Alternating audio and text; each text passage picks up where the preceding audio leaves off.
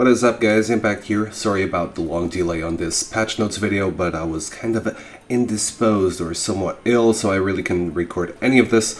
But yeah, finally, post-patch analysis, I'm gonna run through all of the changes, and then I'm gonna talk about the rune changes and the summoner spell changes in different videos. But yeah, let's just go for the basic rundown of all the changes in this latest 4.5 patch. So Rengar got changed, Gragas got changed, but we're going to focus on the support changes. And the first one is pretty much Fiddlesticks. The passive is no longer affects champions who cannot see Fiddlesticks. And this is actually pretty cool. I don't think Fiddlesticks is going to be played a lot more often just because of this little change, but it's pretty cool. Because one of the problems with Fiddlesticks in the bottom lane is that the bottom lane is somewhat short. So if you're playing Fiddlesticks and if you want to go for a sneaky ult, it's really difficult to pull off, because if Fiddlesticks is around enemy champions, the enemy champions would get this little passive on them even if they didn't see Fiddlesticks. So as soon as this passive popped up on your buff bar, you knew that Fiddlesticks was around. He was probably looking for the ult. So you could play passive pretty much. So that no longer happens, and it does give Fiddlesticks some more space to ult from and to ult in and create plays. But his fear nerf was kind of a big thing. So I don't really think Fiddlesticks is that awesome just because of this little change. But it's a welcome change still. It is a little bit better because of this. So yeah, maybe it's worth giving a try every now and then, but I'll let you guys be the judges of that, and I'll probably pick him up like once or twice just to see how he is with the Spell Thief's Edge and with this little buff. But yeah, let's keep scrolling down. Graves, Heimerdinger, Kha'Zix, Lee Sin. Lee Sin isn't played as a support that often. He's more of a jungler, so I'm not gonna be focusing too much on him. But his safeguard got changed. Good thing that they didn't go for the full rework that they were thinking about doing. But yeah, the cooldown was increased, and it's now reduced if you cast safeguard on an allied champion. So every single time you go for the war jump or minion jump or something like that, something to position yourself, it pretty much well, you get a larger cooldown now. But if you do use Safeguard in a champion, then you pretty much have pretty much the same cooldown on your Safeguard. But yeah, I don't think it affects support Lee Sins that as much as it does junglers. If you do play Lee Sin support, then you'll notice a little lack on engaging potential. Like it's kind of harder to pull off. It's not harder to pull off the insect kick, for instance, because it was pretty damn hard in the first place. But if you do decide to go for it, then it's not as safe of a play as it used to be. That's pretty much the whole point, I guess. Leona got nerfed. Finally, so the base health regen was nerfed by 2, and the bonus armor and magic resistance got nerfed. So, how is this important? So first of all, Leona is a support that shines in kill lanes. She's an all-in champion, and most times. And what this means is that she's supposed to be countered by poke supports, because she needs to go in, and poke supports will just... and she's melee, so poke supports can just poke her down, and reduce her lane presence by doing so. The problem with Leona is she's too damn tanky, and she had an incredible base health regen, meaning even though your enemies would be poking you, she'd be healing up over time, no problem. And it pretty much posed no risk to take Leona against poke supports, because, well, she can do whatever she pleases. By reducing the base health regen, Riot's pretty much saying that, okay, she's too damn strong, poke supports should be more effective against her, and by nerfing the base health regen, poke base supports are now more effective against Leona. And they're more effective against her also because of the Eclipse nerf. So she gets less resistances now which means that when she goes in, she's more susceptible to damage, which is cool. Leona is in no way weak right now. She's just a little bit more balanced, but she's still incredibly strong. So yeah, I do recommend you guys pick her up anyway. But it was definitely a warranted buff, and you do need to be a little bit more careful about the damage that you'll be taking when you decide to go in and when you play against poke-based champions like Caitlyn, Karma, Lulu. Actually, not Lulu, because Lulu got nerfed. So, help picks. Enemy fall duration got reduced, minion cast was removed, and the base damage was removed.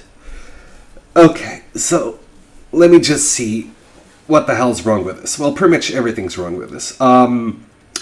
Lulu hasn't been that strong on the bottom lane because the base damage got nerfed. They didn't buff the utility, they buffed the movement speed that you would give allies with your W. And the problem with Lulu mid is that even though the ratios went down a little bit, if you manage to build cooldown reduction, you could cast 2 glitter lances on 1 help picks. So you could just cast the help picks on an enemy champion and then cast 2 Qs that would pretty much hit all the time.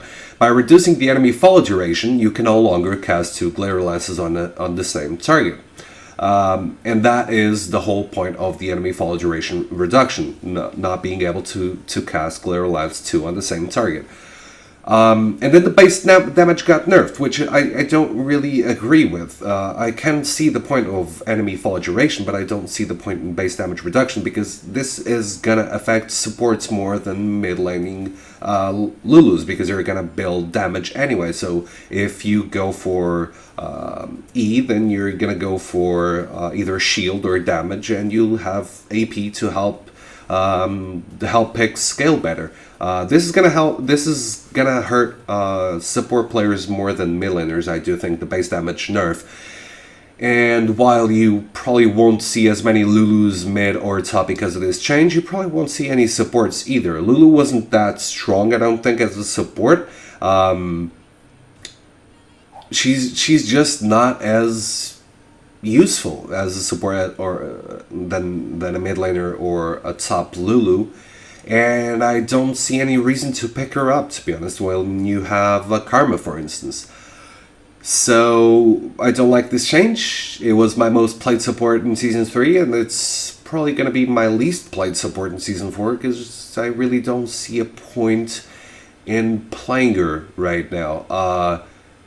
If someone from Riot is listening to this, then what I suggest is you don't buff her damage, but you buff her utility. You increase you can even reduce the scaling on Glare Lance, so it's not as rewarding for mid laners and top laners, and you can increase the range. Or even the slow percentage, and that would help support Lulu quite a bit. But that's just an opinion. Like, until something like that happens, I really don't see a point in picking Lulu, unless you really want to cancel out a pick-off comp, and even then I do think there's stuff like the Face of the Mountain and Michael's Crucible, which can really help you out against pick-off comps. I really don't see how Lulu can be that great as a support right now.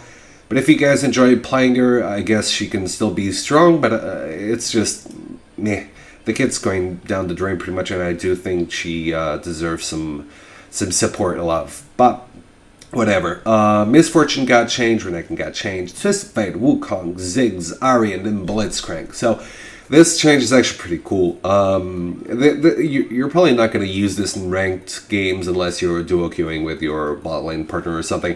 But they pretty much fixed the bug that prevented Blitzcrank from using Thresh's Lancer while casting Rocket Grab. So this means that if you wanted to go for that flashy grab and then click the Lantern so you could take your target further back, sometimes you can use it, now you can again, which is pretty cool to do. It's really damn fun. So it's something that really shines in normal games and fun games. But yeah, it's cool that they brought it back. I never used it myself, but I always found it quite funny to watch. So yeah, if you guys enjoy playing this and pulling this off, you can now do it again. And yeah, maybe I'll do that again. I'll give it a try. Jarvan got changed. Cataclysm, the walled area is now centered between Jarvan and his target. It doesn't affect supports that much. I guess it's kind of cool for Jarvan players, but I don't play Jarvan support that often. Jinx changed, Malzahar changed, Nami. Recommended items have been updated. Not that big of a change. Pantheon Talon, blue trinket. Okay, so the vision duration got increased and the range as well. So, is this worth picking up now? Probably not. Probably still sucks.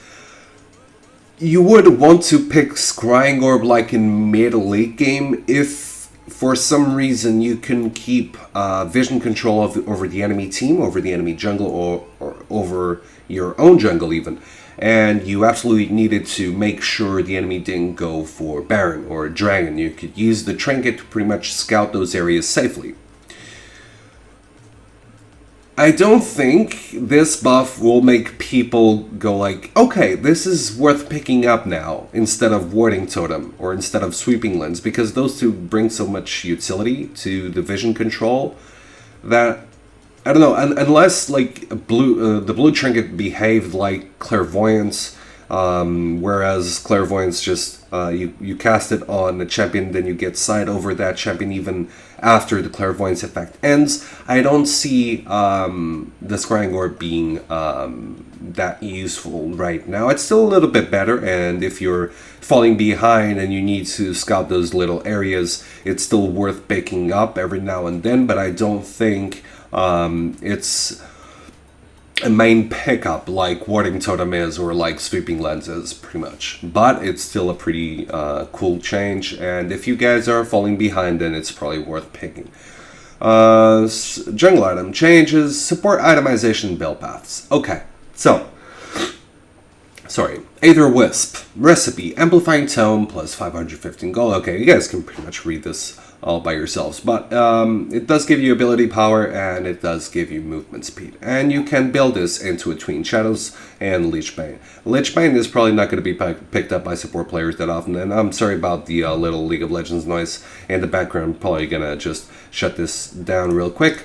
But yeah, you would be interested in going for Twin Shadows every now and then, I guess. So cooldown reduction, it now gives you cooldown reduction, which is pretty damn cool. It no longer gives you magic resistance, which is kind of sucky. But the active cooldown on Summoner's Rift and Howling Abyss is 120 seconds, so 2 minutes. And if the ghost, and this is pretty much the big change, if the ghosts fail to find the target, they attempt to return to the caster. Each ghost that successfully returns to the caster reduces the cooldown of this item by 40 seconds. So once again, why would you pick Clairvoyance, the trinket, the orb trinket, when you can get Twin Shadows? Actually, it's pretty much free, right? So, okay, never mind that comparison, but it's a cool item. It gives you some AP, gives you cooldown reduction, no longer gives you magic resist, and if you absolutely need to chase down the target and you don't want to go for the Spell Thief's Edge, or rather the Frost Queen's Claim, it could be useful. I'm probably not going to pick this up that often, but it could be useful against slippery champions, against Evelynns and stuff like that. And the cooldown reduction if the ghosts return to you is actually pretty cool. So if you're going for an AP based support like Morgana, Zarya, something like that, then it could be worth picking up. I still have to give this a try, but it could be worth picking up. If you're just looking for this just to get some vision over the enemy team, then probably getting some rewards or even the orb may be a better idea. But if you want the cooldown reduction, the AP, and yeah, it's if you want those two stats, it's actually pretty cool now that you won't waste your active cooldown. The other wisp is actually cool to have because it gives you plus 30 ability power and 5% movement speed for 950 gold. But I actually like the Forbidden Idol a little more. It costs 750 gold and it gives you 8 mana regen per 5 and 10% cooldown. 10% cooldown and mana regen for 750 gold. I really, really, really like this item. Now, if you are going for the Frost Queen's Claim and you don't want Talisman of Ascension, you can still go for that AP-based build by going Morellonomicon with this item. So I really, really like this. And if you're building Talisman of Ascension, I think I still recommend you guys go for the medallion first. Unless you really, really need the cooldown reduction and it's gonna totally affect the way the bottom lane's going. But I do think the medallion is still worth picking up over the Forbidden Idol, just because of the increased gold income. It's just gonna help you get the Forbidden Idol a little faster, and it's gonna help you with your economy a little bit sooner. Frost Queen's Claim got changed. Command cost was increased, total cost was increased, but the ability power was increased as well, so I really don't mind about this. Face of the Mountain got changed, command cost increased, total cost increased, health regen got reduced, and the health was increased. I still think this is really damn situational. I really don't think this is as good as a Talisman of Ascension and a Frost Queen's Claim. Still a cool item every now and then if you're playing, say, with an Evelyn on your team and she's kind of squishy and she does need to go in to engage, and maybe pick using the alternate so she actually deals even more AoE damage, and so she's a little bit more safe. Could be worth picking up, but I still like the other two alternatives better than the Face of the Mountain. Will of the Ancients. Recipe got changed, total cost got increased, and it now gives you 80 ability power, but it no longer gives you mana regen. It does give you a lot more ability power, so it may be worth picking up on mid laners even, or even Vladimir's or top laners or whatever. I don't think you'll see supports pick this up that often.